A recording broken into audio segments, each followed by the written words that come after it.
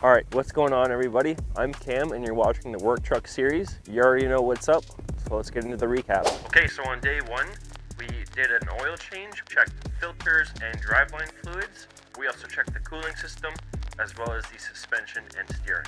On day number two, we serviced the cooling system, flushed the heater core, as well as put the proper orange Dexcool coolant in the truck. We also did a quick wash, but, well, it's dirty again. That's whatever. But anyways, let's get into today. All right, we're getting into day number three. We're going to be servicing the transmission, fluid, and filter, as well as one of you guys recommended I put a Corvette style servo in my transmission. This is a 4L60E transmission. It's a very common upgrade.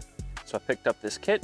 It came with the two thingies here, as well as some O-rings to get it all in there nicely. Hopefully you're watching, so you're gonna, I guess, watch me struggle to do this. So we're gonna put that in. Hopefully you get a bit firmer shifts, as well as longer life out of this transmission. So let's get into it. Okay, so if you don't remember from day one when we checked the transmission fluid, it was quite brown. Okay, so that's our fluid color there. As you can see, we're not super burnt, but it's definitely time to change it.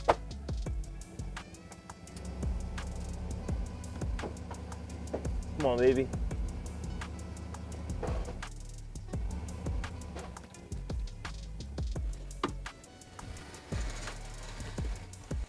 Oh, does that work?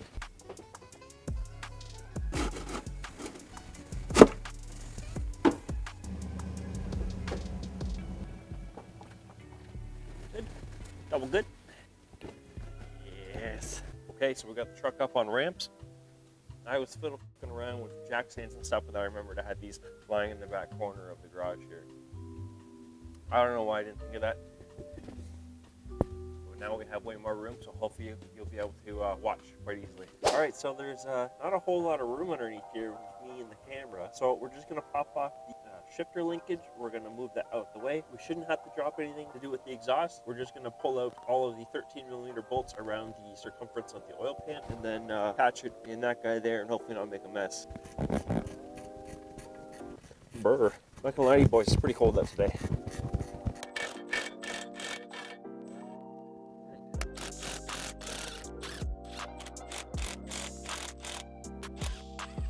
Okay. Got some leakage. We have to be very controlled right now, otherwise we could just lose it all. And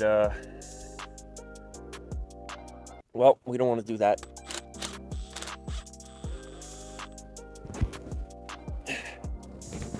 Oh, if we do make a mess, we don't want to be underneath it. Hopefully the camera's still going. It sure would. All right, we're back. I think we're just gonna have to hold the pan up, pull it down. I think that's gonna be our best bet right now. Okay, we're off.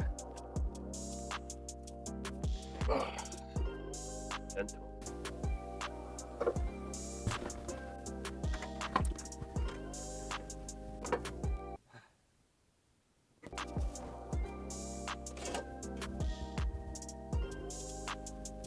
Gentle.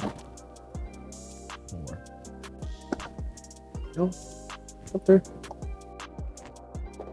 That's a hot minute, boys. Not too bad. It's been done before. Got our pan out. Got a magnet here. Our magnet's semi-good. Yeah. Fluid's pretty dark. It's kind of what we expected, though. That's the reason why we're changing it. Leave her upside down. Drip a little bit. We'll get the stock servo out, and we'll get ready to put the upgraded Corvette servo in. I'm not too sure how much room I'm gonna have underneath here with me. Servo lives up there, right up in there. So what the trick with that is you have to push it in, and then like kind of pinch or cut the O-ring out, and then it'll just pop right out.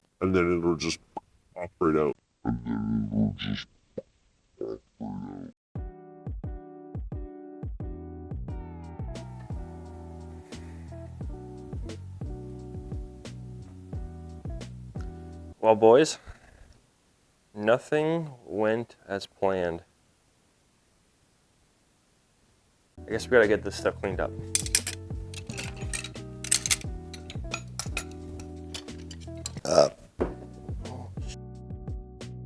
It's pretty much a quick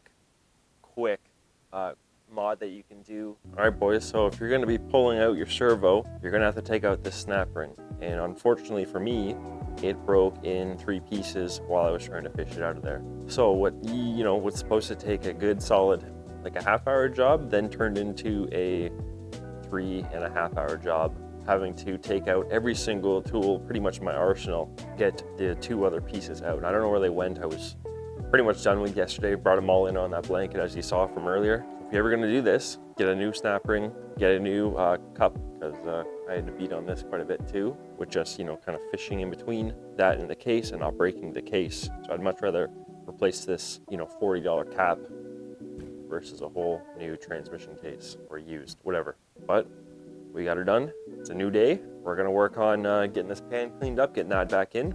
We gotta wait for parts. So that'll be in the next clip for this guy here. We just gotta go around the edge here, get rid of all this rust, and should be good to go after that. We'll put our new filter in, put our magnets back in. Don't forget about those.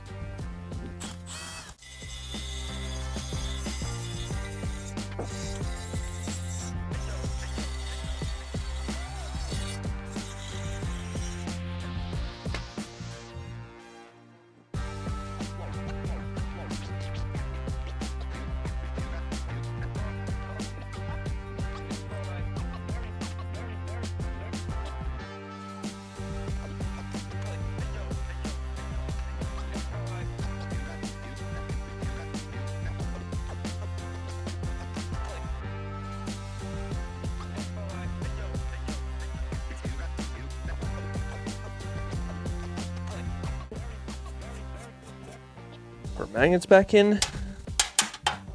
Little grooves there where the magnets are supposed to be located.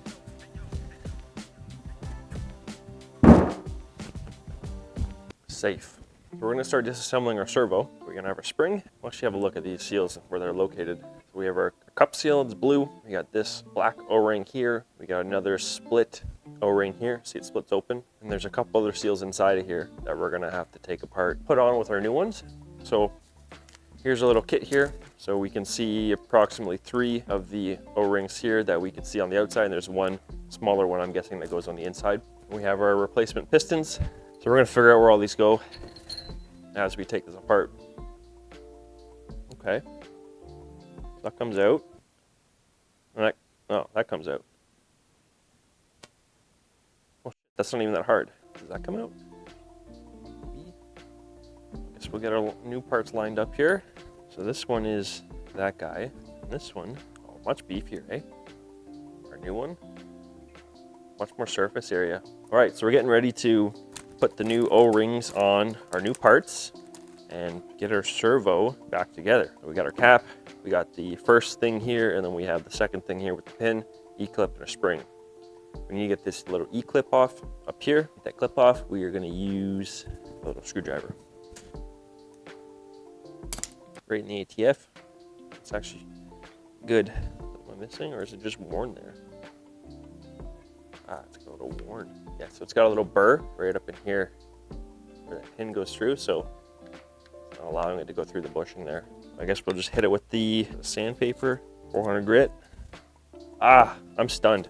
Don't listen, this is not a tutorial. You got a little circlip we gotta get out of here too. Oh. Okay, so a bit of a mess here, no big deal. So I had to pop this little retaining ring out here that was holding this cup in this thing here. I don't know what it's called, but imagine this has to come off. So there's a spring in there, I guess. Pretty chunky spring, actually. Yeah, so we're still running into the same issue where still got a burr on the end of this here. I'm gonna keep going at that. Well, that should be enough. There she goes. All right, good. Didn't mess anything up. So I guess just over time, this pin develops a tiny little burr here, and it won't fit very good through that hole there. The entire time it was just peeing out this nasty looking transmission fluid. Just touch your pin up. So this is actually the pin that goes in and presses on the second gear band. It's kind of cool to actually see the physical thing. Got a new one. This is kind of cool. I haven't done too much transmission work before, but this is not half bad. Hopefully I don't jinx nothing. Give that a little... The only time you should be liberal anything is when you are assembling an engine or a transmission. Anything else liberal wise, it's no good. Fuck off. This goes on there, right? Just make sure my part is... That'll go. That'll go.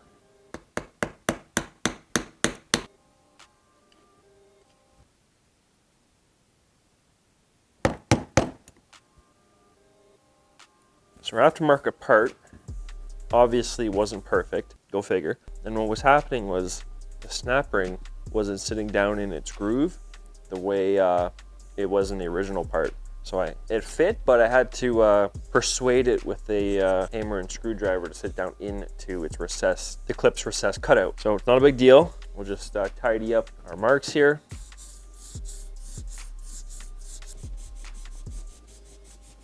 Beautiful. Put our pin in, lube it up. Baby spring, washer, and we gotta push this down and then slide this little E-clip in here. Good.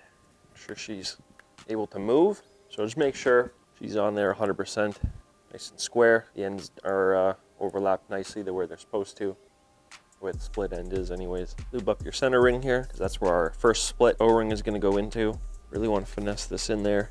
Don't want to force nothing.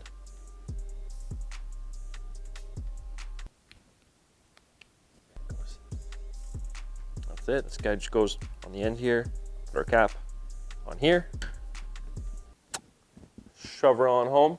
And that's it. That's all she wrote. We're back. Again.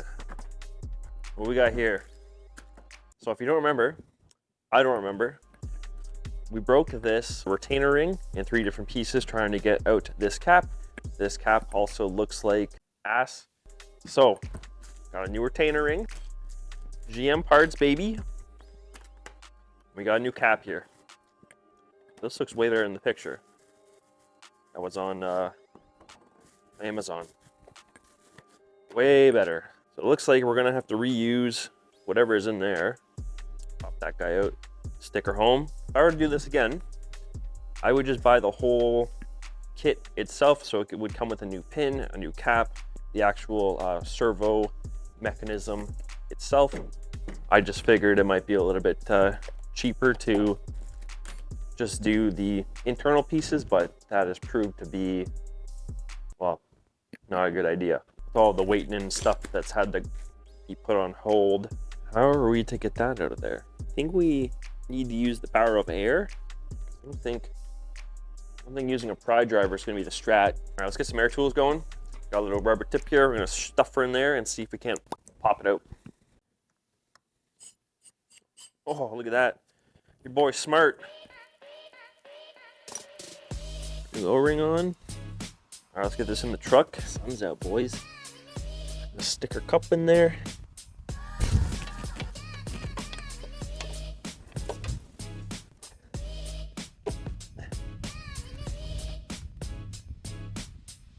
Okay. That ring is in. That's it. Sure looks like it. Okie dokie, so as you can see, that's our new servo in there. Got the new retainer ring in. As you see, I broke the case a little bit, not a big deal. There's a spring at the very base of it, don't forget about that. And going back in, you know, a little bit of grease or ATF, she's good to go. But it's whatever, so we're just gonna put the heat shield back on and call them in.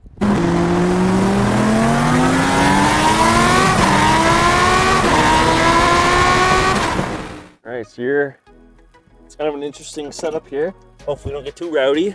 I'm moving, that's good. Okay, well, we got second gear, so that's good. Servo's working. All right, don't fall over on me now. We'll count our gears when we get up here again.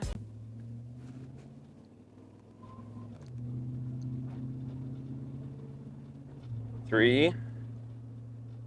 I might not get up to fourth. Oh yeah, fourth.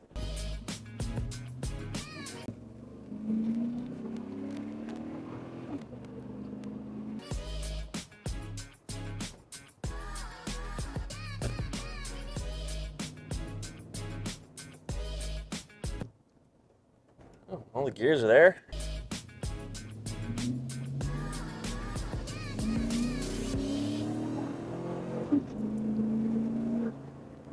I ain't no lazy second shift now, boys. Woo!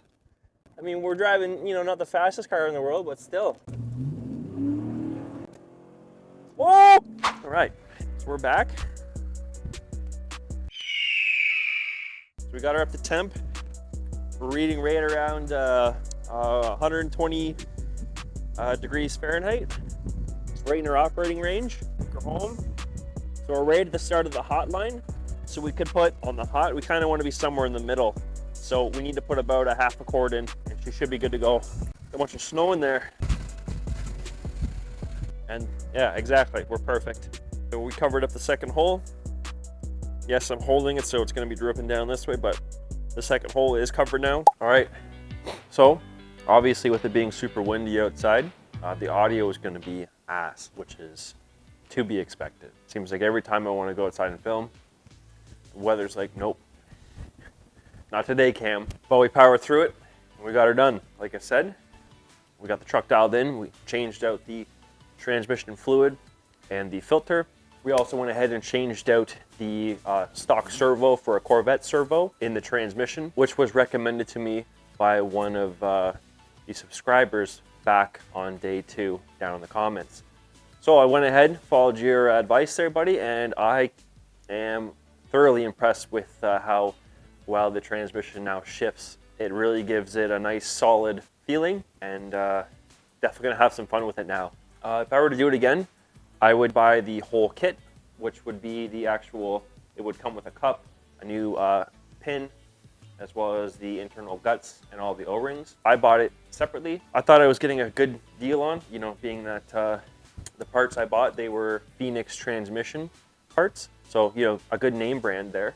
But I had issues with the actual, there's a little retainer ring, a little snap ring that sits down in this groove here. It wasn't wide enough to actually fit that retainer ring in there properly comparative to the factory piece here, which was kind of annoying because I had to really beat it in there.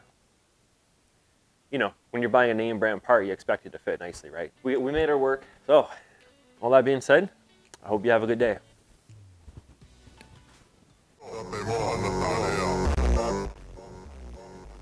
All right, so welcome back to day number 3. My hat's, and naturally I picked the worst day of the week to start doing cut.